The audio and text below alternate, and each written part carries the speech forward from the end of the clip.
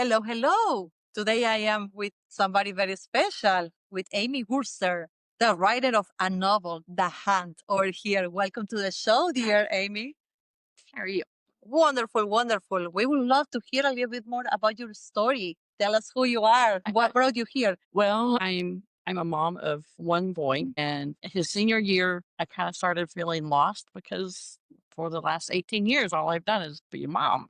And my husband told me to go out and find my tribe. And I happened to find a writers group here at the local library. Entered their contest. And what came with that, with the prize, was free editing of a book. Oh. And that is the result of it. Look at that. Really? When was that? That was 2023. Came Okay. out last year. So, the sequel of it comes out later this year. Wow, there is a sequel already. That's beautiful. How you feel about being an author? I love it. Yeah. Yes. When I was younger, I wanted to be an author. Right out of high school, that was my goal. I wanted to be an author. I think it's something that a lot of people, many people's bucket list, like Right. they say in order to be in the world like perpetual or to leave some legacy in the world, you need to write a book, plant a tree, and have a kid. So you did probably the two before. A lot of people can. It hasn't survived, but I did plant a Okay, tree. you did your part. And then you had the kid, the boy. And the kid. And now your legacy is completed with It the book. is. Not only one, but two. Oh, that's amazing. Tell us a little bit about The Hunt. I love the idea of the perfect mate being out there where they're just absolutely perfect for you. They get you. They just, you just mesh. But I got so sick and tired of the alpha save me. And I thought, well, what happens if she saves herself? So instead of doing the tradition, she runs off and joins the Marines. Wow, that's cool. That's so empowering, especially for girls. I think that story is like all news now. We are empowering girls to be strong and to be independent and to be enough. Yes. Yeah. So I love that story. Can you tell us a little bit about the characters of your story?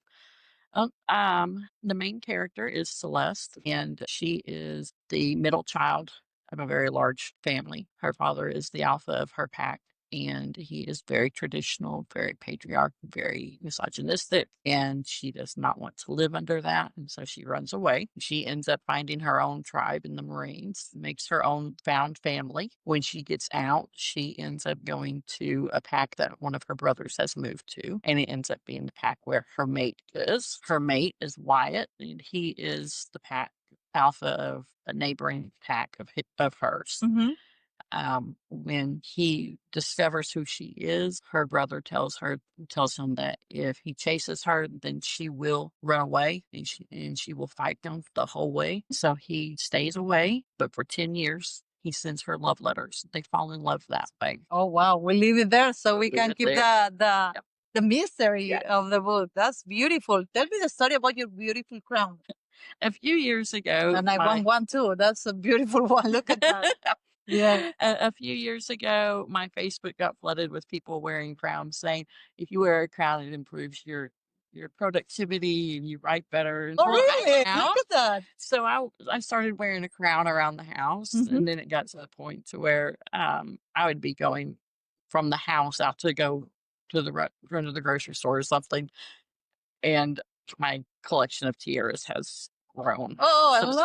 I love it. That's the kind of your brand message. Yes. So now people see me all the time and they're like, oh yeah, you're the crown lady. I'm like, yeah, that's me. You're the queen. I'm the queen. Yeah, so I like it. I say I'm taking over the world one tiara at a time. Uh-huh. And I have sent tiaras all across the nation to friends, people I've never even met.